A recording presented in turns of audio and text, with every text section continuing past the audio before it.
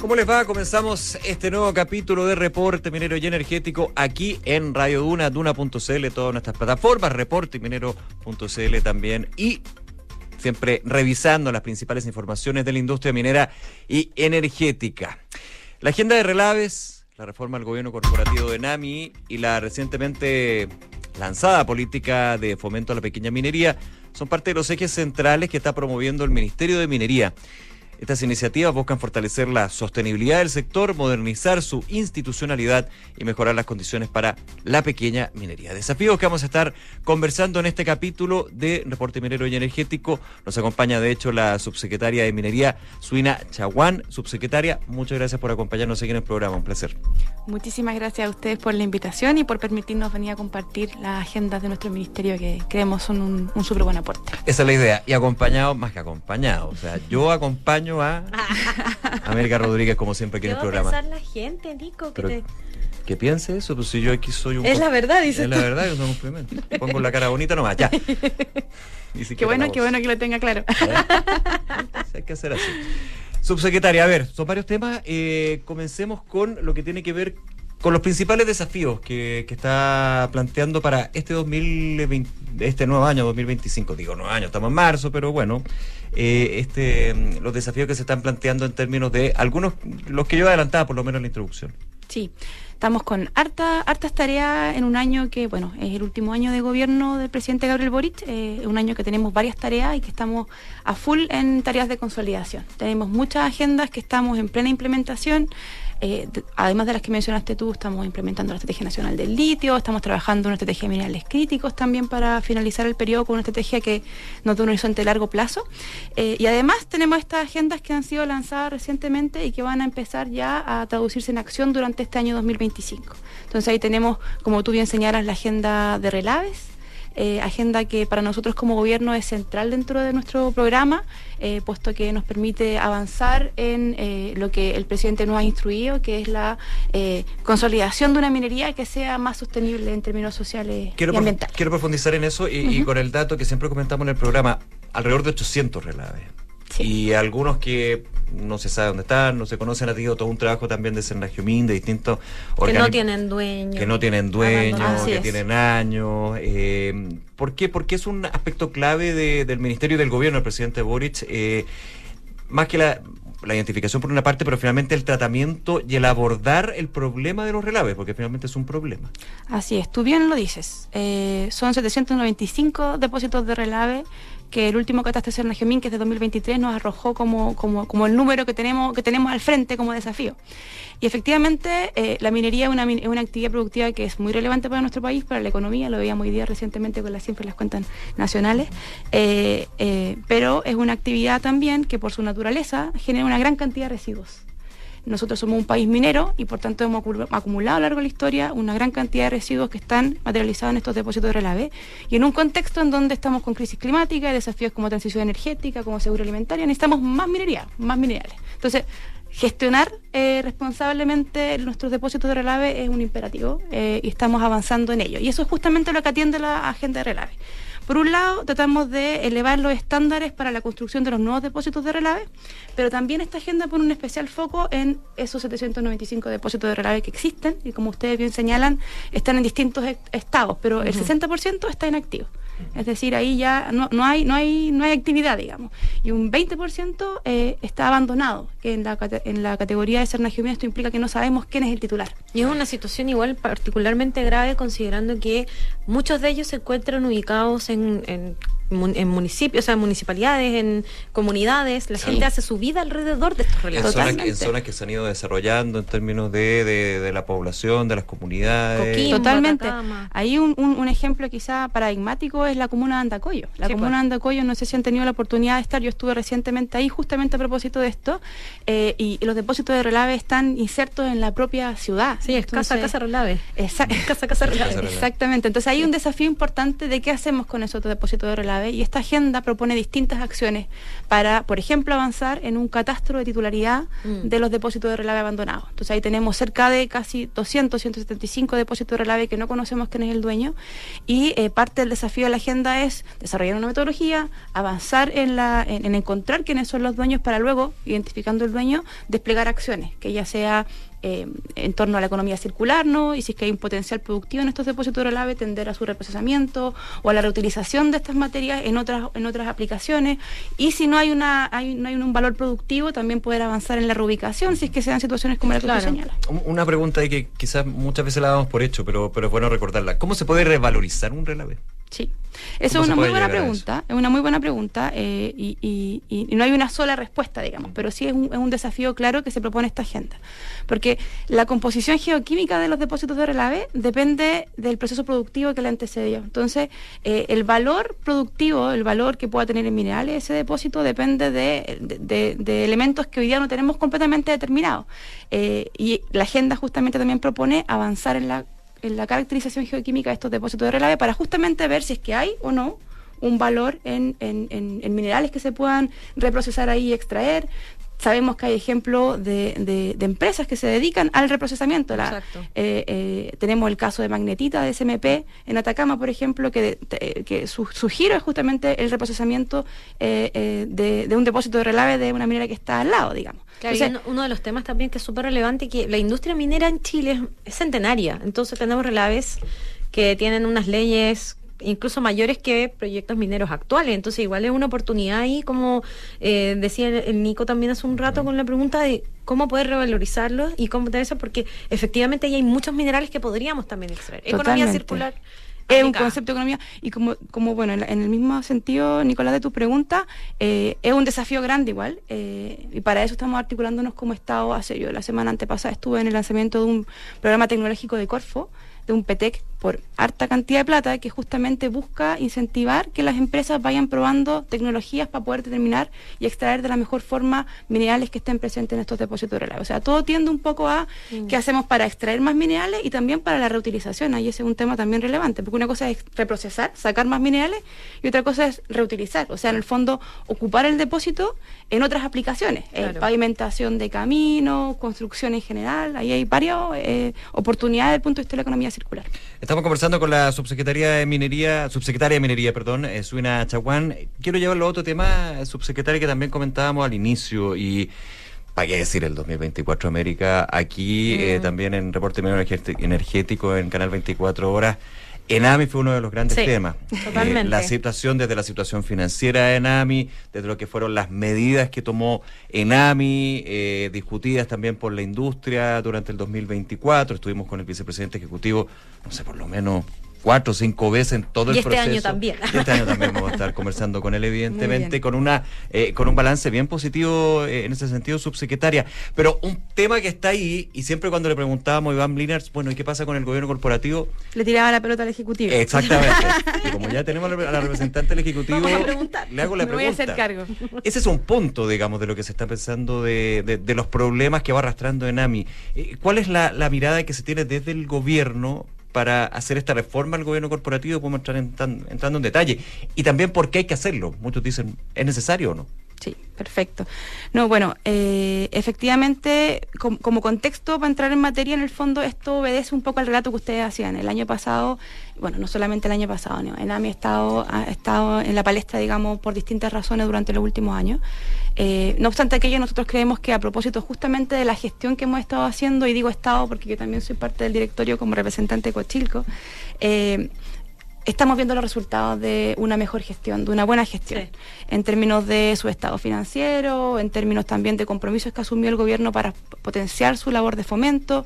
Entonces, este proyecto de ley de gobierno corporativo no es una medida aislada, es una medida que se da en el contexto de un profundo compromiso con la pequeña minería, y por cierto con el corazón, que es la ENAMI, que es nuestra empresa que hace fomento a la pequeña minería. Entonces, la modificación de este gobierno corporativo es un compromiso del programa de gobierno, y justamente a lo que viene es a elevar los estándares, digamos. Claro. Estos son a tomar las recomendaciones de la OCDE en esta materia y a seguir la línea de la modernización de otros gobiernos corporativos de empresas públicas como la ENAP, como Codelco, que se han dado en los últimos años, para justamente elevar los estándares de transparencia, de accountability, de mejor gestión y control interno, entre otras materias. Entonces, ¿Cómo se implementarían estos principios en esta nueva constitución de gobierno corporativo? Son distintas medidas, probablemente la más emblemática y de la que ustedes quieran hablar es la modificación de la composición del directorio de la empresa, ¿cierto? Que va a una reducción de los integrantes. Vamos a reducir los integrantes, pero más importante aún, vamos a cambiar la composición, digamos, de los integrantes. Hoy día el gobierno corporativo está compuesto por representantes de ministerios, servicios públicos, digamos, por gremios también, y nosotros queremos tender a una composición que sea que garantice cierta independencia, autonomía y también ciertos estándares de profesionalización al interior de la empresa. Entonces, la propuesta que nosotros hemos hecho al Congreso a través de este proyecto de ley es un gobierno corporativo de 7 miembros, hoy día son 10. 7 directores, estos 7 directores van a ser 2 de designación directa del presidente de la República, hoy día son 3, además de los que son representantes del Ministerio de Hacienda y Corfo. Entonces, el nuevo gobierno corporativo son 7, 2 del presidente de la República, 4 por alta dirección pública y 1 que es representante de los trabajadores de la empresa. Entonces, esa es la propuesta que estamos haciendo al Congreso. Se busca, perdón, de alguna manera, no sé si estará correcto el concepto, pero homogeneizar, pero no perdiendo la representatividad que tiene que tener el directorio de una empresa como ENAMI. Buscamos elevar, de alguna manera, y esto es relevante, la pregunta es buena, porque lo que buscamos es dotar de independencia a quienes son directores de la empresa. Y por cierto, cuando quienes son directores de la empresa representan a organismos estatales o a gremios o a colegios, eso quizás no es tan claro. Entonces, aquí, por ejemplo, vamos a establecer requisitos de que tienen que tener carreras de 8 semestres o más, para en el fondo garantizar cierto nivel técnico dentro del directorio. Vamos a desanclarlo también, esto es relevante, del ciclo político. Entonces, los directores no van a ser los mismos directores durante el mismo periodo de gobierno, van a renovarse por parcialidad, de forma tal de que nunca haya un gobierno, un directorio que sea, digamos, completamente designado en el gobierno de turno. Son elementos relevantes que nos van a permitir fortalecer la autonomía que tiene que tener un gobierno corporativo como el de una empresa tan relevante como es la ENAMI. Entonces, van a haber otras medidas, por ejemplo, que el vicepresidente ejecutivo, que hoy día es actualmente designado directamente por el presidente de la República, va a ser ahora una designación del directorio. De forma también de desanclar un poco la injerencia que tiene su vinculación con el Ejecutivo.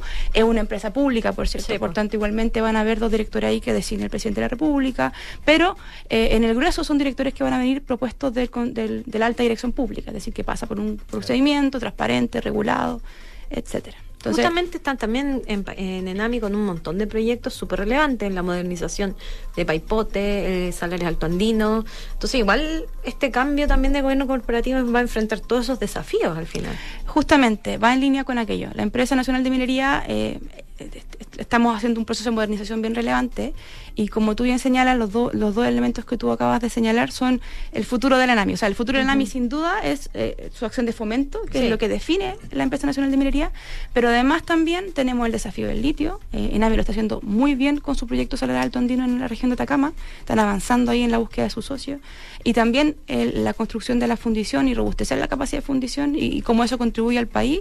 Es una tarea muy relevante, así que tenemos que tener un gobierno corporativo que esté en los niveles de los más altos estándares a nivel internacional y que nos garantice que la empresa pueda cumplir todos esos desafíos. Ahora, sobre Paipote, un punto ahí, le hago la pregunta a la subsecretaria Chaguán. ¿Se ve para este año mayores avances y lo voy a poner en estos términos más concretos?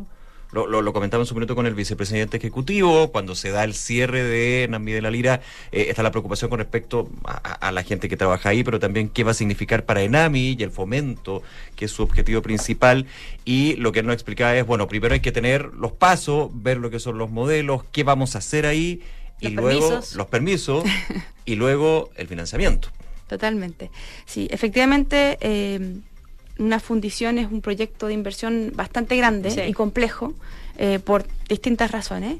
La paralización de la fundición en ENAMI de la Lira, ustedes también lo habrán visto desde su lado, fue un proceso complejo, nosotros también lo vivimos como directorio, fue un proceso complejo, creemos necesario, y todas las fichas están puestas justamente en hacer lo mejor posible para que ese proyecto avance de la manera más rápida posible. Ahora, evidentemente, y acá no voy a ser como el vicepresidente tirándole el problema a otro, pero efectivamente la evaluación, lo que es de la naturaleza esencial para poder seguir avanzando es contar con la RCA, es decir, es tener el estudio de impacto ambiental, y eso evidentemente sigue su curso en el sistema de evaluación ambiental. Nosotros creemos sin duda que tenemos la expectativa de que este año podamos contar con la RCA que nos habilite a seguir con el resto de los procesos que se requieren para tener la fundición andando lo antes posible. O sea, ahora me acordé que en noviembre Iván Linders fue a China en el contexto de Asia Copper Week por lo mismo, porque hay interés de potenciales inversionistas, así que eso es súper relevante, hay interés. Totalmente, sí, o sea, una tarea que probablemente ustedes que están metidos acá en el rubro, digamos, saben que es esencial el robustecimiento de la capacidad de fundición, y tanto ENAMI como Codelco también están avanzando justamente en ir a ver interés afuera, en buscar potenciales socios interesados en invertir en... Yo voy a cambiar un poquito el tema, porque recientemente se lanzó esta política de fomento de la pequeña minería, que busca en el fondo robustecer este sector que es importante para la economía local. Tal vez uno no lo ve, si lo ve en cuanto a exportaciones, no es tan grande, pero ciertamente cumple una labor súper relevante a nivel local, en pequeñas ciudades que viven de esto. ¿Nos podrías contar un poco qué medidas específicas está contemplando esta política y hacia dónde más o menos apunta? Claro. La política de fomento de la pequeña minería es la primera política de fomento de la pequeña minería que existe. Hay un instrumento que es el que regula los instrumentos de fomento de ENAMI, que también se denomina política, pero como visión estratégica de largo plazo como Estado, no existía una política como esta que estamos lanzando, lo que nos llena un poquito de orgullo. Más allá la empresa que se encarga de esto. Exactamente, pero justamente, y eso es un punto relevante, lo que hace también la política es articular al sector público en torno a las acciones de fomento, porque el fomento no solamente lo hace ENAMI, lo hacemos también desde el Ministerio a través de programas o instrumentos como los PAMA, por ejemplo, que atienden ciertas necesidades, y lo que hace la política, entre otras cosas, es primero construir una visión común de lo que es la pequeña minería y cuáles son los desafíos, establecer en función de esas visiones objetivos y ejes estratégicos de trabajo, identifica cuáles son los principales desafíos y propone líneas de acción concretas de aquí a 10 años, que la idea es que se renueve cada 10 años. Entonces, la política ordena, digamos, los objetivos, ordena al sector y ordena al sector público también para poder atender toda la vida de un productor minero, porque las necesidades son distintas, desde que empezáis a buscar recursos y reservas hasta que tenéis que pasar a la comercialización. Entonces, lo que hace la política es ordenarnos a todos en torno a cómo ir contribuyendo en los distintos pasos del negocio minero para atender de manera integral las necesidades del pequeño minero. Ese es el objetivo, digamos, a grandes rasgos, y para eso articula el sector público, reordena y rediseña los instrumentos de fomento que tenemos a disposición para poder intervenir, articula con otros organismos, por ejemplo, Cercotec, que también hace fomento y que tiene ciertas competencias que pueden contribuir al desarrollo del negocio minero también. Así que eso es a grandes rasgos la política de fomento. Ahora, ¿y cómo se aborda la gran problemática que siempre dicen los pequeños mineros tienen? Y por razones obvias dentro de lo que es el negocio, su escala, lo que tiene que ver con el acceso al financiamiento. Porque estamos hablando de otras, claro, uno puede por Cercotec, uno puede a través de fomento, eventualmente por Corfo, pero pensando, por ejemplo, en instituciones financieras, ahí es bastante más difícil, digamos, que la pequeña minería pueda adquirir recursos para, entendiendo proyectos que muchas veces tienen mayor riesgo para un banco, es decir, bueno, exacto. No sé si entrará esto, digamos, y también que son a largo plazo. Totalmente. Bueno, uno de los ejes justamente de la política es abordar financiamiento y acceso al mercado de alguna manera, que como tú bien señalas, es uno de los desafíos en la pequeña minería. Ahí también está muy vinculado con propiedad minera, con acceso a propiedad minera, en la naturaleza jurídica que sea, pero en el fondo para poder tener un lugar que explotar, digamos. Claro. Entonces, ahí lo que estamos haciendo, como te comentaba un poco, es articular de manera de segmentar bien la atención al pequeño minero.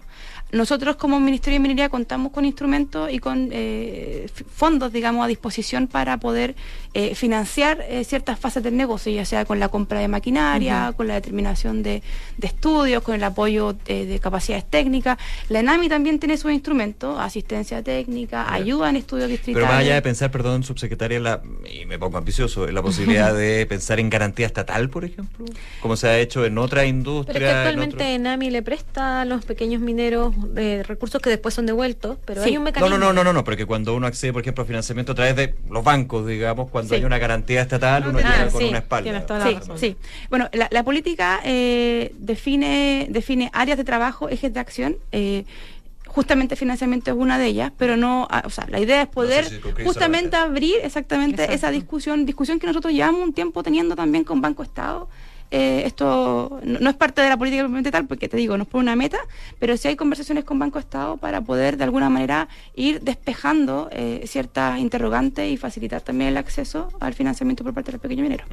Hoy finalmente, porque sé que nos queda poquito tiempo, ¿qué pasos vienen ahora con esta política? ¿Qué vamos a estar viendo en los próximos meses, por así decirlo? Nosotros lanzamos la política hace poquitas semanas. Obviamente este es un trabajo de largo aliento. Estuvimos haciendo diálogo a lo largo de todo el país durante el 2023, 2024, para poder que esta construcción fuese firme, digamos, y con la visión de los pequeños mineros. Lanzamos la política. En paralelo a la confección también rediseñamos los instrumentos para que los instrumentos con los que el Ministerio al menos y ENAMI hace fomento estén en línea con los objetivos de la política. Y lo que viene ahora es el plan de acción, en el que estamos teniendo ayuda del Banco Interamericano del Desarrollo, del BID, que nos va a ayudar a construir una priorización un poco ya en la cancha chica, ya no solamente el área o el eje de acción, sino que qué acciones específicas tenemos que priorizar para avanzar en las metas que nos pone la política.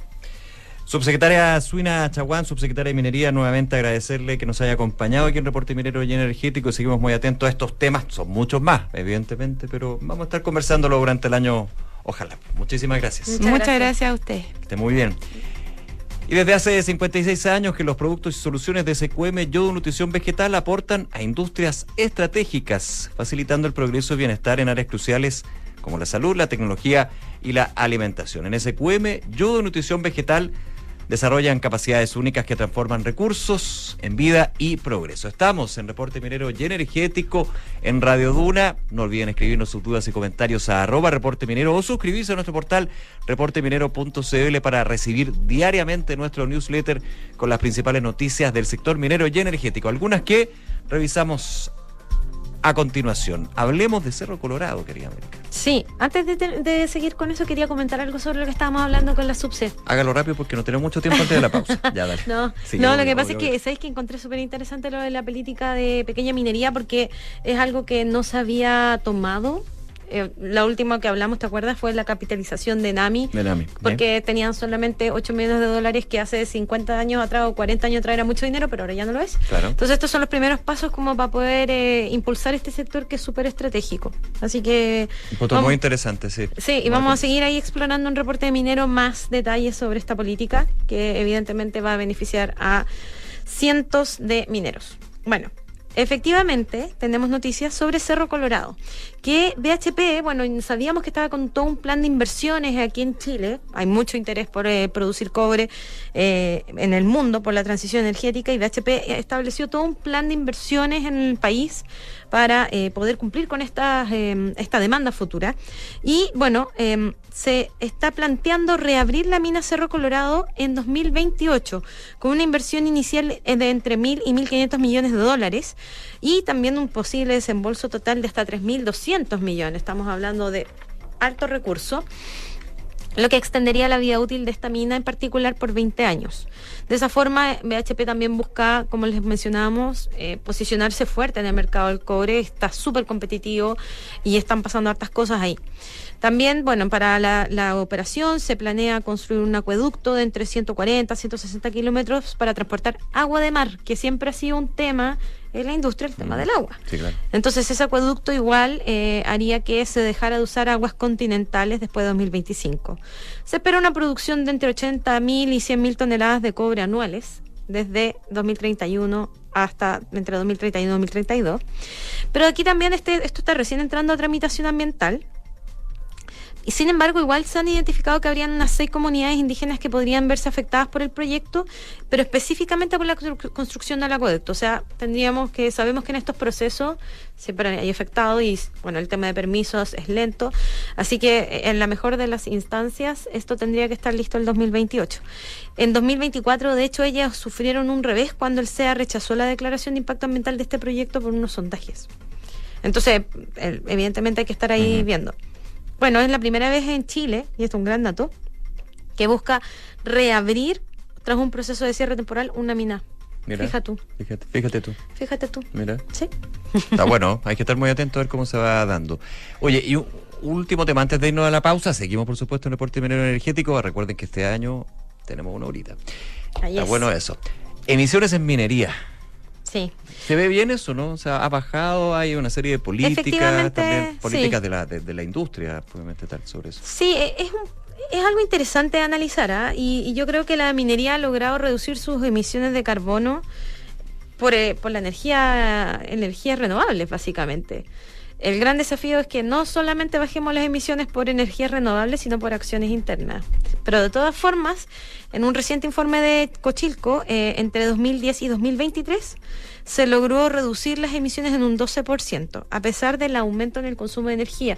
Porque, claro, ¿se acuerdan que hemos hablado? A menores leyes necesitas sacar mucha más roca, Claro. entonces necesitas más energía. De hecho, en 2023, el sector emitió 13.462 millones de toneladas. Sí, 13.462.000 toneladas. Perdón, toneladas de CO2. Ujú. Y eso es un dato muy relevante de las 52 operaciones. Y esas 52 operaciones representan el 99% de la producción nacional. O sea, es alto. Aquí se hizo mucho hincapié también en las reducciones de emisiones indirectas de un 40%. Como les decía, por la integración de energías renovables en la matriz. Claro, eso ha ayudado mucho y de hecho muchas mineras tienen contratos directos con plantas de energía solar, ellos mismos se han instalado, pero hay muchas otras medidas que se deberían tomar porque no podemos solamente apostar por en el fondo compensar. ¿Cachai? Entonces existe la eficiencia energética, mucha más tecnología, etcétera, que yo creo que van a ser los próximos pasos. En contraste, las emisiones directas aumentaron un 60% debido a factores como lo que comentábamos recién. Caída de las leyes, por eso tuvimos que sacar más roca, etcétera, y obviamente la profundidad que están alcanzando los proyectos mineros, que eso no deja de ser importante. Así que básicamente eso, Antofagasta fue la región con mayor nivel de emisión en 2023, pero eso es lógico considerando que es la región minera por excelencia. Por excelencia. Y el 74% de la electricidad que se consume en el sector proviene de fuentes renovables, que era lo que mencionábamos hace un rato. Bien, vamos a hacer una pausa breve. Volvemos con más Reporte Minero y Energético en Radio Duna. Recordarles que todos nuestros contenidos, la información está en reporteminero.cl y también en duna.cl. Pausa, ya regresamos. Subaru New Forester Adventure, nueva versión full equipada para llevar tus aventuras de cada día al límite. Disfruta de toda la seguridad, versatilidad y tecnologías únicas de Subaru junto al equipamiento off-road más completo. Kit de arrastre, barras de techo, neumáticos todoterreno, portabicicletas y protectores off-road. Conócelo en www.subaru.cl. Subaru, confianza para llegar más lejos. En el Sabe que una vez al año y durante 3 días hay un evento lleno de energía y que suena así. Y también puede sonar así. En Enel somos auspiciadores de Lollapalooza 2025, acercando la música y las energías sustentables a todas las personas. Por eso contaremos con Evox, un sistema de generación de energía limpia para el evento que puedes encontrar en el sector Aldea Verde. Enel, más energía, más música. Conoce más de la energía que nos mueve en enel.cl.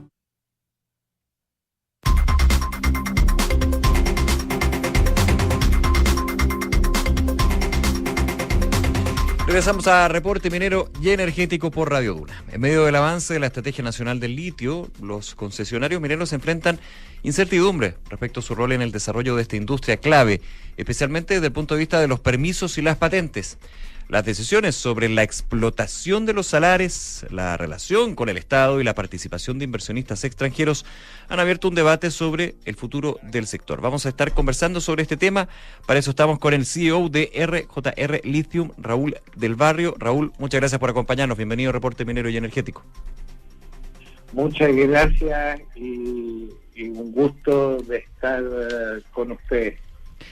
Sí, aquí estamos con América Rodríguez también. Hola, Raúl. Raúl, primero preguntar, Hola, muy importante el tema que comentábamos, ¿no? ¿Cómo ves tú cómo se ha ido desarrollando primero que todo la estrategia nacional del litio y cómo ha impactado a actores claves como el caso de ustedes? Mira, hoy día la implementación de la Estrategia Nacional del Litio, si bien es cierto, ha habido un avance que no había habido durante los gobiernos anteriores, ha dejado afuera te diría, a los pequeños mineros, que estamos en el rubro de la exploración minera. ¿Por qué un poco esto? Porque primero las áreas que fueron determinadas como los polígonos, hoy día solamente consideran, digamos, el núcleo del salar o la costra salina que uno puede observar. No se está tomando en consideración la cuenca completa, ya que es lo más importante. Finalmente, los salares son sistemas dinámicos y que se encuentran en cuencas y son piscinas, finalmente, que están en el subsuelo y que obviamente contienen aguas dulces y aguas salinas, por lo que se dejó afuera a gran cantidad de exploradores mineros con esta nueva política nacional del litio. Raúl, y fue por esta misma razón que también se organizaron varias empresas para armar una cooperativa entre concesionarios, ¿o no? En Maricunga. Mira, no es una cooperativa, nosotros somos la Unión Salar Maricunga, y justamente nosotros nos unimos porque vimos que para poder desarrollar un proyecto sustentable y sostenible en el tiempo, uno debe contar con un área, una superficie adecuada para el desarrollo de este. Uno no puede desarrollar un proyecto de extracción de salmuera en 300 hectáreas, uno tiene que tener una superficie mayor para no afectar en la menor forma posible el área. ¿Por qué? Porque tú estás extrayendo salmueras, lo que baja el nivel freático, lo que baja el nivel de las pozas de agua dulce y lo que puede influir en la biodiversidad. Conversamos con el CEO de RJR Lithium, Raúl del Barrio. Raúl, ahora en lo que estábamos comentando, lo que tiene que ver con la política nacional del litio, pero el potencial de la industria, ¿cómo lo ven ustedes ahí en terreno, digamos, en la práctica, y cómo explotar de buena manera ese potencial dentro también de la demanda a nivel internacional que se proyecta? Mira, la verdad lo vemos, y lo que pudimos también recopilar en el PDAC es mucha incertidumbre, porque hoy día se están poniendo muchas trabas a lo que es la exploración y la explotación. Se están asignando áreas protegidas sobre parques nacionales, que se agrandan las extensiones, lo cual produce una incertidumbre del inversionista, en que no sabe finalmente si va a poder explorar e incluso explotar en un futuro.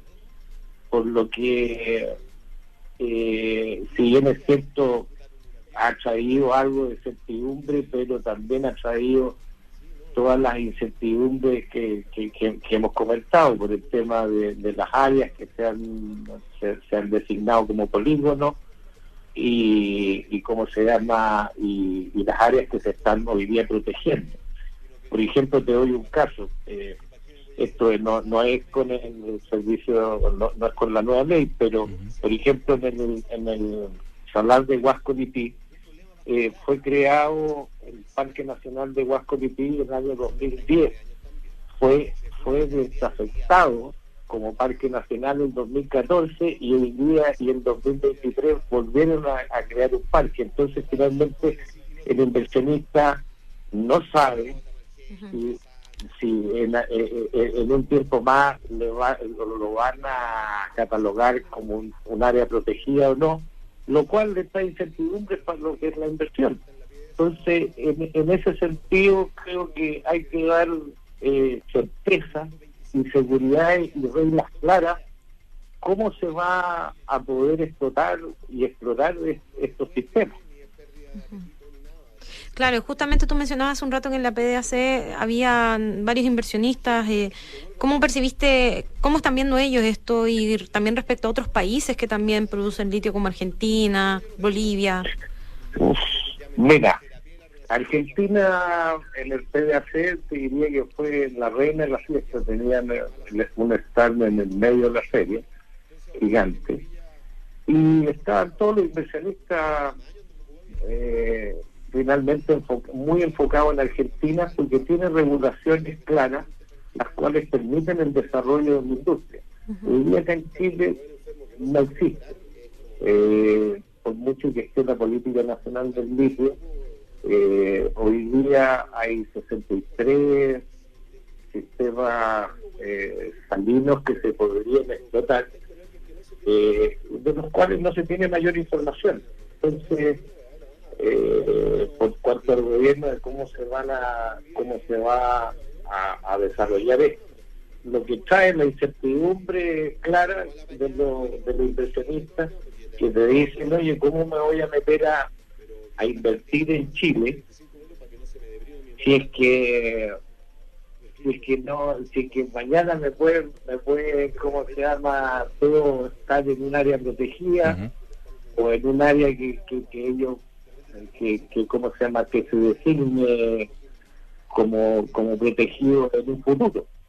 Entonces hoy día finalmente, con las tecnologías que hay, nosotros vemos que no existe una real razón como para interferir de esta forma en la industria. Conversamos con Raúl del Barrio, CEO de RJR Lithium, aquí en Reporte Minero y Energético en Radio Duna. Lo comentaba también al inicio de nuestra conversación, Raúl, y le hago la pregunta: ¿cómo está afectando el alza de las patentes mineras a los concesionarios más pequeños y medianos en ese sentido? Mira, de forma bastante seria, porque acá no se tomó en cuenta que son minerías diferentes, la minería metálica con la no metálica, digamos, con minería salares. En una, la beta es sólida, por ejemplo en el cobre, que está totalmente delimitada y determinada, se puede delimitar y determinar en un sector, pero en el caso de los salares no, porque como te comentaba anteriormente, estas son cuencas que contienen la salmuera y aguas dulces, lo cual lo hace un sistema de integrado. O sea, no puedes separar tú lo que es la salmuera del agua. O sea, el agua está en la parte superior del perfil del suelo, y la salmuera en la parte inferior. Pero ¿qué es lo que pasa? Si yo cualquiera de las dos, si yo por ejemplo succiono agua dulce 1 metro, por ejemplo, de profundidad, o sea, 1 metro de espesor, el salar va a bajar 1 metro. Si yo, ¿cómo se llama? Extraigo, succiono salmuera 1 metro de espesor, va a bajar el salar el mismo metro. Entonces el nivel freático, indistintamente sea para el agua dulce o para el agua salina, influye la extracción de esta. Yo tengo una última pregunta. Sí, ¿Qué medidas creen ustedes que serían necesarias para evitar este aumento en los costos de las patentes y que limiten en el fondo el desarrollo de estos nuevos proyectos de exploración? Bueno, primero derogar el alza de las patentes y ¿cómo se llama? Y hacer un estudio real de lo que son las diferentes minerías. Por ejemplo, la minería, como te decía, la minería metálica, tú en 100 hectáreas puedes tener 5 proyectos de cobre, pero en 100 hectáreas no puedes tener ni siquiera un proyecto de extracción de salmuera para litio o otros minerales. Creo que las áreas son totalmente diferentes. Si tú puedes ver el Salar de Atacama, son alrededor de, si mal no recuerdo, son 280.000 hectáreas en la cuenca, y que hoy día se está utilizando completa, finalmente, porque es la capacidad de la cuenca la que te da la capacidad del proyecto. O sea, un salar de 10 kilómetros cuadrados es diferente a un salar de 100 kilómetros cuadrados. Sí. O sea, tienen diferentes capacidades. que es lo que te limita el proyecto también. O sea, yo no podría extraer las mismas cantidades de salmuera en Atacama o en Maricunga, porque son diferentes. Hoy día Maricunga es un décimo, es un octavo en área, en superficie, que Salar de Atacama, por lo que es diferente. Raúl del Barrio, CEO de RJR Lithium. Raúl, nuevamente un placer, muchas gracias por acompañarnos aquí en Reporte Minero y Energético, que esté muy bien. Muchas gracias. Hasta luego, gracias. Y seguimos con el programa y hablemos un poquito de hidrógeno, pero hidrógeno blanco. Muchos dirán, ¿qué es el hidrógeno blanco? Bueno, es un gas natural que se genera de manera espontánea en el subsuelo y está siendo explorado en distintas regiones del mundo. De hecho, en Sudamérica, estudios han detectado su presencia en el altiplano boliviano. Esto ha motivado a científicas chilenas a iniciar investigaciones para su posible existencia en el altiplano de nuestro país. En la siguiente nota les contamos qué se está haciendo ahí con el hidrógeno blanco made in Chile.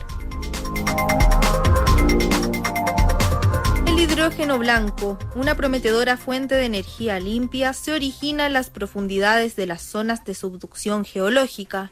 Aunque su exploración aún está en fase inicial a nivel global, hay una ciudad que lo descubrió de manera inesperada. Diana Comte y Gisela Palma, investigadoras de AMTC, nos cuentan más sobre su origen y los potenciales lugares donde se podría encontrar este tipo de energía. En 1987, en Mali, se descubrió por casualidad. Estaban haciendo un pozo para agua y de repente, ese pozo tenía 99% de hidrógeno. Entonces, y de ahí en adelante empezó a desarrollarse como teorías para ver cómo se forma, cómo se produce, cómo se almacena. Es uno de los lugares donde de manera casual se encontró este hidrógeno natural, y ahora actualmente lo ocupan para, en el fondo, alimentar la red eléctrica de toda esta ciudad, ¿ya? Pero en otras partes del mundo, ya sea en Estados Unidos, en Australia, en algunas partes de Europa, creo que Brasil, también Uruguay, Colombia, están haciendo también estudios de exploración. A 2040, la demanda del hidrógeno se proyecta por encima de los 136 millones de toneladas y cerca de los 520 millones de toneladas a 2070, de acuerdo a las últimas previsiones de la Agencia Internacional de Energía. Patricio Lillo, director de la Unidad Tecnologías Hidrógeno UC, profundiza sobre este combustible. Hay varias formas de que se pueda producir hidrógeno blanco en la corteza, pero la más relevante, y porque estamos hablando de hidrógeno blanco hoy día, es un proceso que se llama serpentinización, que es la formación de cierto tipo de minerales a condiciones de alta profundidad y temperatura en cierto tipo de roca, olivinos o piroxenos, que en presencia de agua, en estas condiciones, forman nuevos minerales y como subproducto, si quieres, de estos minerales, se produce hidrógeno molecular, o H2. Dado que este combustible podría reemplazar al diésel y gracias a hallazgos en Bolivia de hidrógeno blanco en el altiplano, es que investigadoras chilenas comenzarán a explorar en nuestro territorio. Diana Comte explica más sobre esta iniciativa. Yo creo que en el norte de Chile, de eso se trata el proyecto, hay una excelente posibilidad de tener hidrógeno blanco. En abril vamos a comenzar con las campañas de terreno y tenemos 3 puntos diferentes. Este año trabajaríamos en el Iruputunco, en el volcán. El próximo año trabajaríamos en el campo geotermal Apacheta, Cerro Pabellón. El tercer año trabajaríamos en el Láscar y el cuarto año es la integración de todo. Y el proyecto va a estar principalmente enfocado en lo que es el altiplano. ¿Y por qué el altiplano? Porque hay muy pocos estudios en general de este tipo de combustible en el mundo, y uno de los lugares donde hay estudios justamente en Bolivia, en el altiplano boliviano, un estudio que salió en el año 2023, donde se reporta la presencia de hidrógeno en algunas concentraciones y que también tendría un origen, como les comenté, en el manto. Bueno, en general el hidrógeno blanco es de interés porque estamos buscando alternativas para reemplazar al diésel, así que se enmarca en ese paraguas y así como el hidrógeno blanco y otras tecnologías han captado atención. Lo segundo que es positivo y atractivo para el hidrógeno blanco es que se está desarrollando infraestructura, se están desarrollando proyectos, hay incentivos, hay fuertes incentivos económicos para desarrollar la industria del hidrógeno verde en el mundo, en Chile, en Latinoamérica.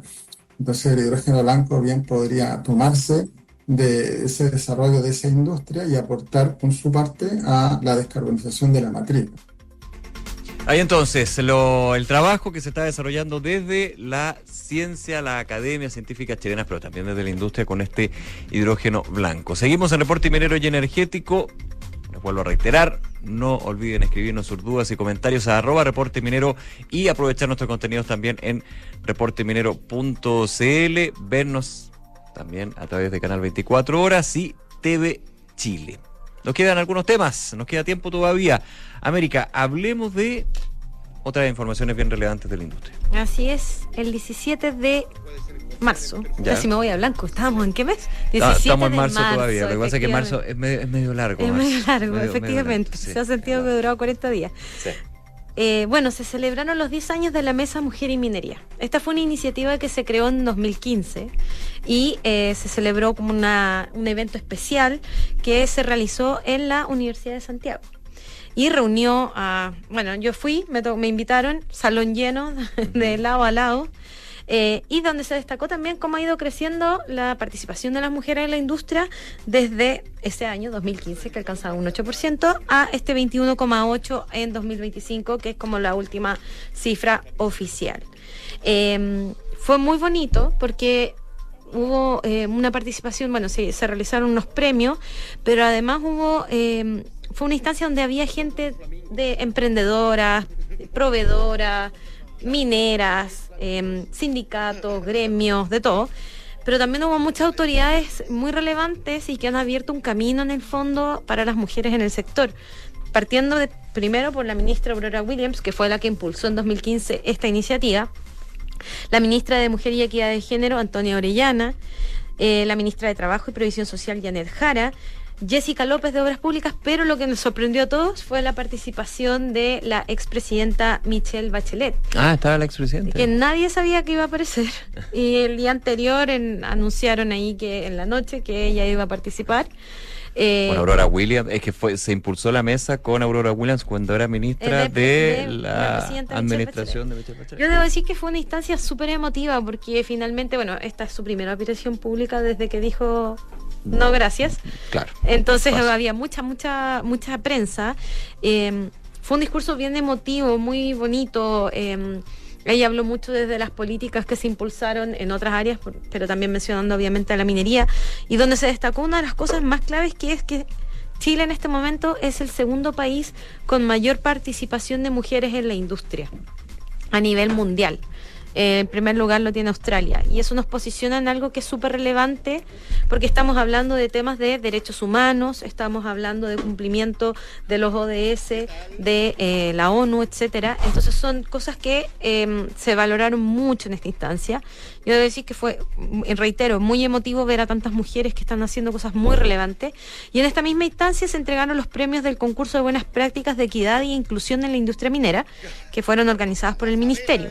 De hecho, Antofagasta Minerals ganó en conciliación de la vida laboral, familiar y personal por un programa de relevos en las minas Antucoya y Los Pelambres. Por su lado, BHP obtuvo el primer lugar en prevención de acoso y violencia en el trabajo con su iniciativa Acoso Sexual como Riesgo Material. El AMTC, Advanced Mining Technology Center de la Universidad de Chile, fue premiado en seguridad y salud con enfoque de género por su programa Bienestar con Perspectiva de Género. Asimismo, también se reconocieron a varias empresas, las voy a nombrar algunas: Enami, SMS, Albemarle, Bechtel, Codelco, Anglo American, SQM Litio, a una dirigente sindical que se llama Angélica Astorga, y WorkMed por sus iniciativas en equidad e inclusión. Yo debo decir que fue una instancia súper emotiva. muy intensa. Me lo has dicho como 7 veces. Es que lo fue, es que lo fue. Sí, no, pero para reforzar. Es que ver de partida a todas esas mujeres ahí lógico, fue... y tú que siempre has estado muy en la idea, o sea, la idea, en el camino de impulsar el mayor ingreso de mujeres a la minería, y se ve justamente ahí.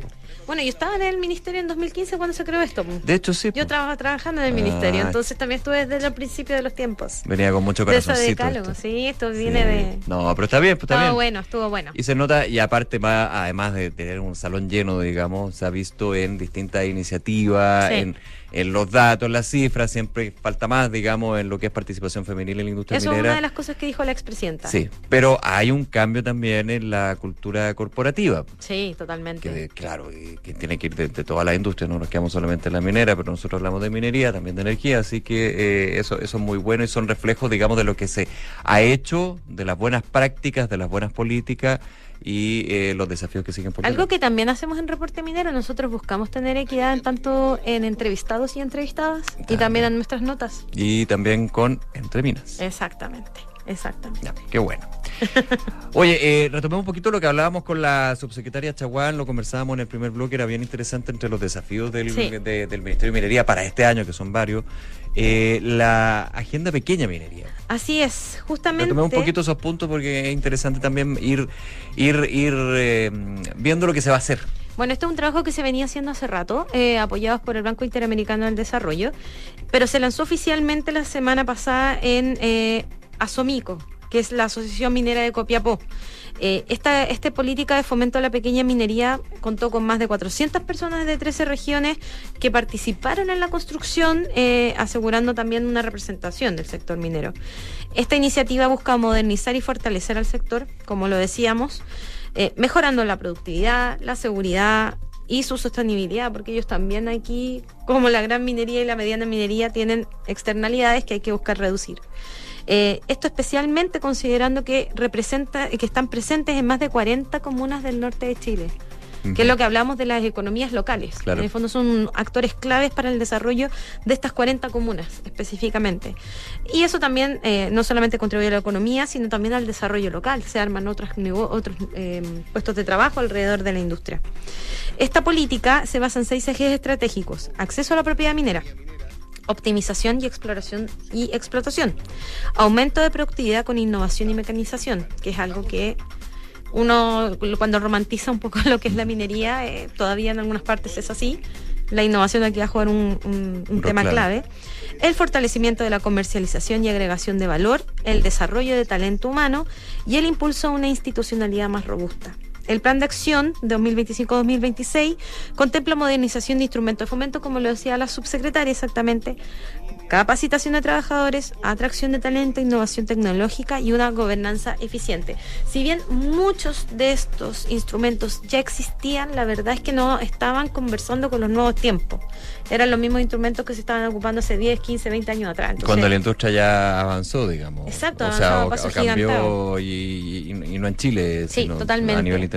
Entonces estamos viendo toda esta serie de políticas que ojalá sean a largo plazo. Tenemos un caso exitoso que es la Política Nacional Minera 2050, que hasta el día de hoy se toma en consideración para cualquier política pública en el sector. Así que Pero para la 2050 también un acuerdo que se llegó entre el sector público y privado, una alianza público-privada. fue gigante, participó un montón Ahora, de gente. por eso te hago la pregunta, en esta política de fomento a la pequeña minería, ¿también se da esto? Donde está enfocado específicamente en pequeña minería. Ya, o sea, pero personas. participó la pequeña minería, digamos, en el desarrollo. Ya. Total, y en AMI, y participaron en el fondo todos los involucrados ahí. El tema es que ojalá que de esto se pueda hacer una bajada, se pueda modernizar la institucionalidad, que es súper relevante, los instrumentos, la capacitación, que el Ministerio también entrega, como les mencionábamos a través de PAMA, pero entregan maquinaria, etcétera, pero también Cernagiomín hace capacitaciones, el Ministerio hace capacitaciones, entonces la idea es modernizarlo también, esas mismas capacitaciones, profesionalizarlas más.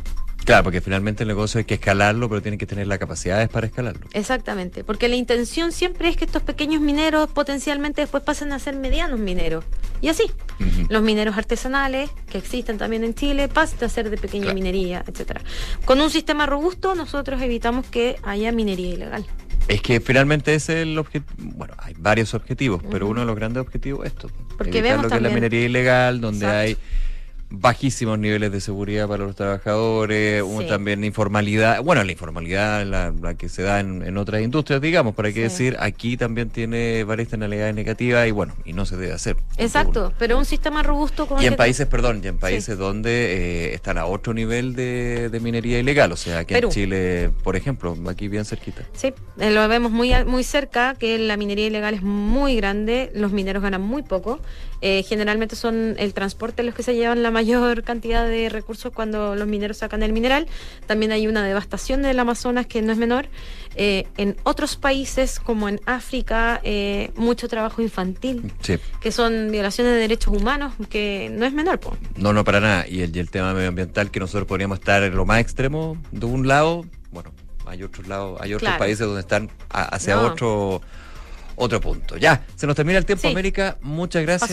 Pasó volando. Gracias como siempre. Que te vaya muy bien. Igualmente. Y a ustedes también, recordarles que está reporteminero.cl, Duna.cl también, Reporte Minero y Energético en Canal 24 Horas y TV Chile y pronto por la señal abierta de TVN en las redes regionales de Arica y